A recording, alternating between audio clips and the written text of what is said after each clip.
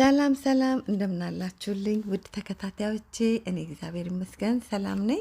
እንኳን ወደ እኔ ቻናል በሰላም መጣችሁ እያልኩኝ ዛሬ ደግሞ በጣም ምርጥ የሆነ በጣም ቀላል የታሂኒ አሰራር ይዤላችሁ ብቅ ብያለሁኝ።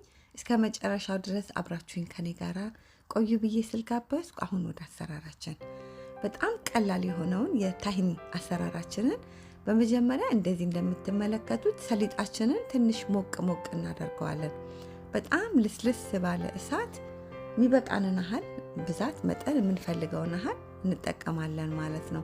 ከዛ እንደዚህ ትንሽ ሞቅ ሞቅ ካደረግነው በኋላ እኔ አንድ ኩባያ የሚሆን ተጠቅሜ ያለሁኝ ሰሊጥ ማለት ነው።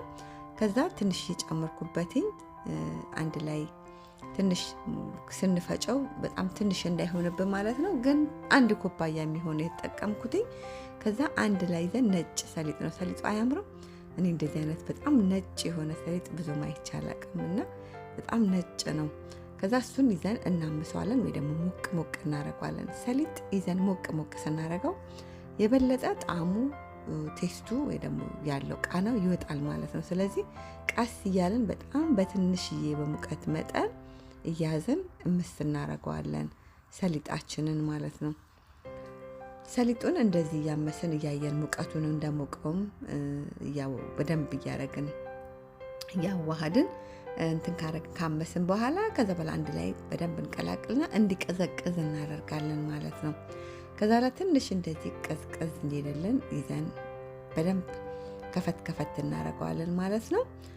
ከዛ በመቀጠል ምንድነው ወደ መፍጫችን ውስጥ እንጨምራለን ማለት ነው። ወደ መፍጫችን ውስጥ ጨምረን በደንብ ድቅቅ ብሎ እንዲፈጭልን በቡና መፍጫ በደንብ ነው የሚፈጨው። አልሞ በደንብ ነው የሚፈጨው። እኔ በቡና መፍጫ ይላ ነው የሚፈጨው። ቡና መፍጫው በደንብ ተጸርቶ ታጥቦ ንጹህ በሆነው መፍጫ ላይ ማለት ነው።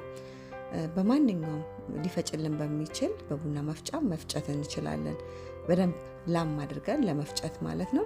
ከዛ እንደዚህ በምታዩት መልክ በደንብ ይዘን ላም እስኪል እንፈጨዋለን ማለት ነው።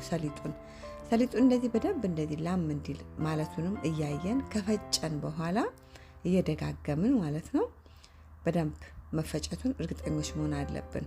ከዛ በደንብ ላም ብሎ እንደዚህ ልክ በጣም እየፈጨ ነው በሄደን ቁጥር ያው እንግዲህ ሰሊጥ የቅባት እህል ስለሆነ የቅባት ዘርነት ስላለው አንድ ላይ እርስ በራስ በጣም ተያይዞ ድቁስ ያለ እንዳይሆንብን ብቻ መላሙን በደንብ አረጋግጠን እናወጣዋለን ማለት ነው። ከዛ የቀረውንም እንደዛው በደንብ ይዘን እንፈጨዋለን። ያመስነውን አምሰን ያዘጋጀነውን ሰሊጡ ማለት ነው። እንግዲህ ታሂኒ በጣም ቀላል በጣም ጤናማ የሆነ በቤታችን ውስጥ ቢኖረን ሁል ጊዜ ተመራጭ ሊበላሽም የማይችል ነገር ማለት ነው። እንግዲህ በተለያየ ነገር እንደማባያ ሊሆነን የሚችል አብረን ከሌሎች ነገር ጋር ቀላቅለን ልንሰራበት የምንችል ማለት ነው። እንግዲህ ሰሊጥ ብለን ስንል በዋናነት በፕሮቲን የበለጸገ እንዲሁም ደግሞ ከቅባት እህሎች አንዱ ማለት ነው። እንግዲህ ሰሊጥ ብለን ስንል ማለት ነው። ከዛ በዚህ ላይ ደግሞ ምን እናደርጋለን? ሌላኛው መፍጫ ላይ ሰሊጡን የፈጨነው እናዘጋጅና እንጨምርና ብንፈልግ በእንቁላል መምቻ በዊስከር መቀላቀል እንችላለን። እንዲህም ካለን በእንዲህ አይነት ደግሞ መፍጫ መጠቀም እንችላለን ማለት ነው።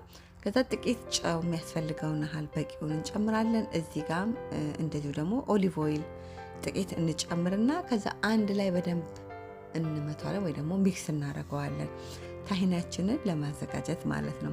ከዛ እንደዚህ እንደምታዩት በደንብ ይዘን ስናደርገው ስንፈጨው እንደዚህ የምታዩትን አይነት ይሰጠናል ማለት ነው። ቀላል ፈጣን የታሂኒ አሰራር ማለት ነው። በቀላሉ በውጪ ልንገዛው የምንችለው ግን በቤታችን ውስጥ በእንደዚህ መልክ በጣም በቀላል ግብአት በእንደዚህ መልክ ሰርተን ከተለያዩ ነገሮች ጋር እንደማባያም ሊሆኑን የሚችሉትን የታሂኒ አሰራርን በቤታችን በእንደዚህ መልክ ማዘጋጀት እንችላለን ማለት ነው።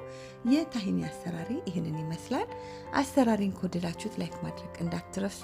ላይክ ብታደርጉልኝ ስራዎቼ በቀላሉ ሌሎች እንዲደርሱ ይረዳኛልና ላይክ በማድረግ አበረታቱ፣ ደግፉ ብዬላችኋለሁኝ። ይሁት እንዴት ልዩ እንደሆነ ልነግራችሁ አልችልም። ሰርታችሁ ሞክሩት። ለኔ ቻናል አዲስ ከሆናችሁ ደግሞ ቻናሉን ሰብስክራይብ፣ ሼር፣ ላይክ፣ ኮሜንት በማድረግ ቤተሰብ ሁኑ፣ አበረታቱ።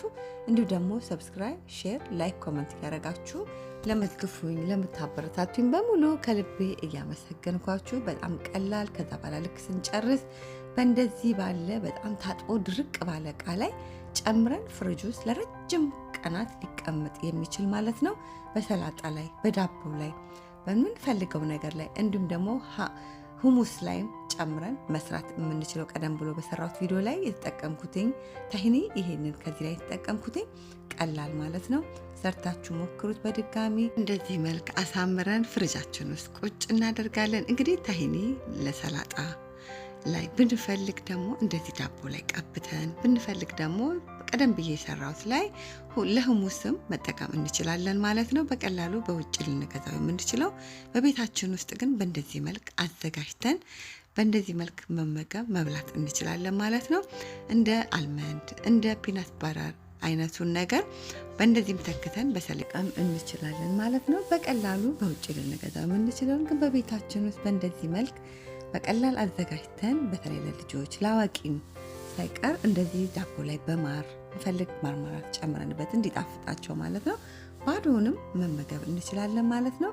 በፕሮቲን የበለጸገ ማለት ነው። እንግዲህ ሰሊጥ ብለን ስንል በጣም ብዙ በውስጡ ዘርፈ ብዙ ጥቅም ያለው የቅባት እህል አይነት ማለት ነው።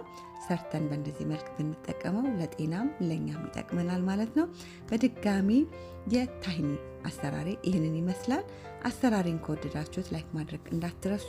ላይክ ስታደርጉልኝ ስራዎቼ በቀላሉ ለሌሎች እንዲደርሱ ይረዳኛልና ላይክ በማድረግ አበረታቱ፣ ደግፉ። እንዲሁም ደግሞ ሀሳብ አስተያየት ካላችሁ ኮመንት መስጫ ላይ ጻፉልኝ። እንድሰራላችሁ የምትፈልጉትን ነገር ካለ ጻፉልኝ ብዬ እላችኋለሁ። እግዚአብሔር ቢፈቅድ ብንኖር በሌላ በአዲስ ስራ እስክንገናኝ በያላችሁበት ሰላም ሁኑልኝ። እግዚአብሔር ከእናንተ ጋር ይሁን። ሰላም ሁኑ። ባባይ